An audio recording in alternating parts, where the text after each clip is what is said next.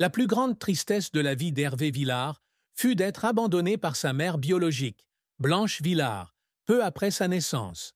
Né dans un hôpital parisien, il est laissé par sa mère dans un orphelinat, sans explication ni trace de sa famille. Blanche, une jeune femme aux prises avec la pauvreté et des difficultés personnelles, n'a pas pu prendre soin de lui, et cette décision a laissé une cicatrice permanente dans son cœur.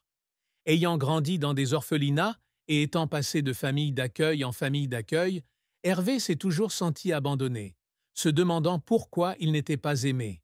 Il se souvenait des longues nuits passées allongé dans son lit à l'orphelinat, regardant par la fenêtre et pleurant en silence, imaginant une mère qu'il n'avait jamais rencontrée. La question « Pourquoi maman ne veut pas de moi ?» Cela l'a hanté toute sa vie, et bien qu'il ait retrouvé sa mère plus tard, leur relation n'a jamais vraiment guéri. Cette douleur s'est intensifiée lorsqu'il a découvert la vérité sur la situation de sa mère. Blanche a dû faire face à des difficultés insurmontables, notamment la pauvreté et la pression sociale, qui ne lui ont laissé d'autre choix que de l'abandonner. Même s'il comprenait la raison, Hervé ne parvenait toujours pas à se débarrasser du sentiment de vide. Dans son autobiographie « L'âme seule » 2006, il écrit « J'ai pardonné à ma mère, mais je ne peux pas pardonner au destin de m'avoir privé de la chance d'avoir une famille. » Lors des longues nuits passées assis seul, il laissait couler des larmes, non pas à cause du ressentiment, mais à cause du désir d'un foyer qu'il n'avait jamais eu. Une autre tristesse était la solitude qu'il a vécue durant ses premières années. Ayant grandi dans un environnement émotionnellement défavorisé, Hervé avait souvent l'impression de n'appartenir à aucun endroit. Même lorsqu'il a été adopté par une famille bienveillante du Berry, il se sentait toujours perdu, comme s'il était un étranger dans sa propre vie. Cette douleur est devenue la force motrice qui l'a poussé à rechercher l'acceptation à travers la musique, mais elle l'a également rendu sensible, cachant toujours sa tristesse sous l'extérieur lumineux que le public connaît. La carrière d'Hervé Villard est un voyage de plus de 6 décennies, d'un garçon pauvre dans un orphelinat à l'un des chanteurs les plus célèbres de France. Avec des dizaines d'albums, des centaines de concerts et des chansons devenues des classiques, il a profondément marqué l'histoire de la musique française, connu pour sa voix émotionnelle et son style d'interprétation sincère. Hervé Villard a commencé sa carrière musicale par hasard, lorsqu'il a été découvert par Daniel Cordier, un marchand d'art, lors d'un spectacle amateur à Paris en 1965. Cordier a reconnu le potentiel d'Hervé et l'a présenté au label Mercury Records. La même année, à 19 ans, Hervé sort son premier single, Capri, c'est fini, une chanson sur la douleur d'une histoire d'amour brisée sur l'île de Capri. La chanson devient rapidement un phénomène, se vendant à plus de 3 millions d'exemplaires dans le monde et plaçant le nom d'Hervé sur la carte musicale internationale. Il se souvient du moment où il se tenait sur la scène de l'Olympia à Paris, regardant la foule chanter ses paroles. C'était la première fois qu'il avait l'impression d'avoir trouvé une famille, pas une famille de sang, mais une famille de personnes qu'il aimait. Le succès de Capri, c'est fini, ouvre la voie à la sortie par Hervé d'une série d'autres singles et albums tels que Fais-la rire, 1966, Mourir ou vivre, 1967, et Nous, 1977.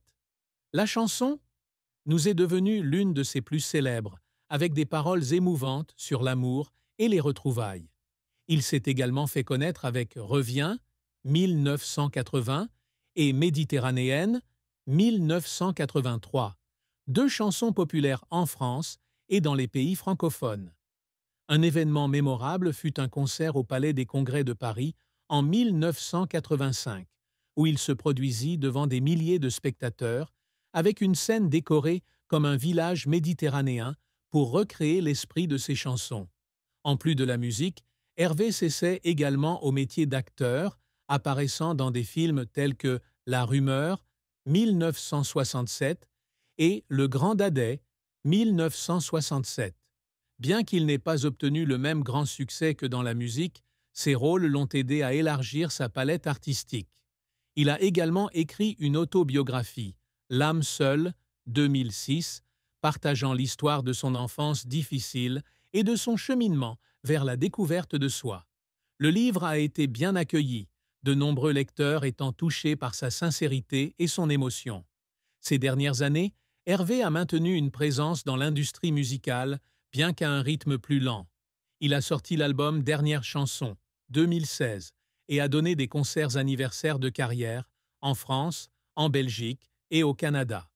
Il a également reçu de nombreuses distinctions prestigieuses, dont l'Ordre des Arts et des Lettres, récompensant sa contribution à la culture nationale. Cependant, la carrière d'Hervé n'a pas toujours été de tout repos. L'un de ses plus grands échecs fut sa tentative de conquérir le marché international de la musique dans les années 1970. Après le succès de Capri, C'est fini, il signe avec des maisons de disques aux États-Unis et au Royaume-Uni, mais ses albums en anglais, comme Say No More, septembre 1972, ne sont pas reçus aussi bien que prévu.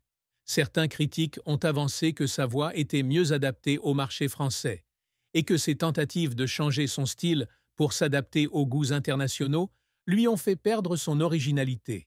Un soir, au studio londonien, écoutant ses enregistrements insatisfaisants, Hervé fondit en larmes, estimant qu'il avait pris trop de risques et laissé tomber ceux qui croyaient en lui. Un autre revers fut une période de crise personnelle dans les années 1980, lorsqu'il fut confronté à des problèmes financiers et de santé. Après des années de tournées non-stop, il était épuisé et souffrait d'une légère dépression. Il y a eu des périodes où il n'a pas pu se produire sur scène, et certains concerts ont été annulés, ce qui a suscité des critiques de la part des médias. Une nuit pluvieuse à Paris, il était assis seul dans son appartement, lisant des articles négatifs et pleurant, se demandant s'il avait encore sa place dans l'industrie de la musique. Cet échec l'a fait douter de lui-même, mais il lui a aussi appris que la persévérance est la clé pour surmonter les difficultés. Hervé a également été confronté à des controverses concernant sa vie privée, notamment lorsqu'il a fait son coming out dans les années 1990, à une époque où la société française était encore pleine de préjugés. Certains publics et critiques se sont retournés contre lui, et il a reçu des lettres négatives de personnes qu'il avait autrefois aimées. Ces critiques le blessaient et il y avait des moments où il voulait tout abandonner et vivre une vie privée. Cependant, le soutien de ses fans fidèles et de ses amis l'a aidé à s'en sortir. Les efforts d'Hervé dans sa carrière sont souvent accompagnés de larmes, reflétant son dévouement et sa passion. À ses débuts, il devait travailler à temps partiel dans un magasin à Paris pour couvrir les frais d'enregistrement et s'entraîner à chanter tard dans la nuit dans de petits bars. Il y avait des nuits où il rentrait chez lui sous la pluie, pleurant d'épuisement et d'anxiété face à l'avenir. Mais à chaque fois, il se souvient de son rêve: apporter la musique au monde. Pendant l'enregistrement de Nous, Hervé a dû travailler 16 heures par jour, éditant chaque note pour s'assurer que la chanson soit parfaite. Il y a eu des séances d'enregistrement où sa voix était rauque à cause de la fatigue. Il essayait quand même de chanter à nouveau, pensant à la douleur de sa vie pour mettre de l'émotion dans la chanson. Après une séance d'enregistrement particulièrement difficile, il s'est assis seul dans le studio, laissant couler des larmes d'épuisement et de pression.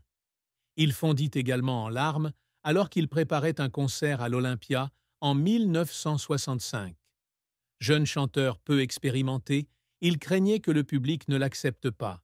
Il a passé des semaines à s'entraîner, veillant souvent tard pour perfectionner chaque détail. Une fois, alors qu'il avait mal à la gorge, mais qu'il devait quand même chanter, il pleurait parce qu'il avait peur de ne pas réussir. Cependant, le soutien du public après le spectacle lui a permis de réaliser que tous ses efforts en valaient la peine.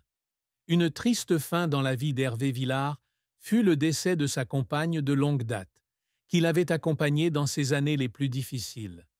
Bien qu'Hervé n'ait pas révélé l'identité de cette partenaire pour protéger sa vie privée, il a un jour confié dans L'âme seule que cette personne était la seule lumière dans les jours sombres. Ils se sont rencontrés dans les années 1970, alors qu'Hervé était au sommet de sa carrière, et leur relation a duré plus de 4 décennies, malgré les pressions de la société et de l'industrie du divertissement. Sa compagne, une personne privée qui travaille dans le milieu artistique, a toujours soutenu Hervé en coulisses, de l'aider à préparer ses concerts jusqu'à le réconforter en temps de crise. En 2018, la compagne d'Hervé décède après une bataille contre le cancer. Cette perte plonge Hervé dans une période de grave dépression. Il se souvient du moment où il s'est assis à côté du lit d'hôpital de sa partenaire, lui tenant la main et lui promettant de continuer à chanter pour garder leurs souvenirs vivants. Après le départ de cette personne, Hervé a presque arrêté de se produire pendant un an, vivant reclus dans sa maison du sud de la France. Quand on perd la personne qu'on aime le plus, on ne la perd pas seulement, on perd une partie de soi-même, a-t-il déclaré dans une interview à France Inter en 2019. Au cours des lots,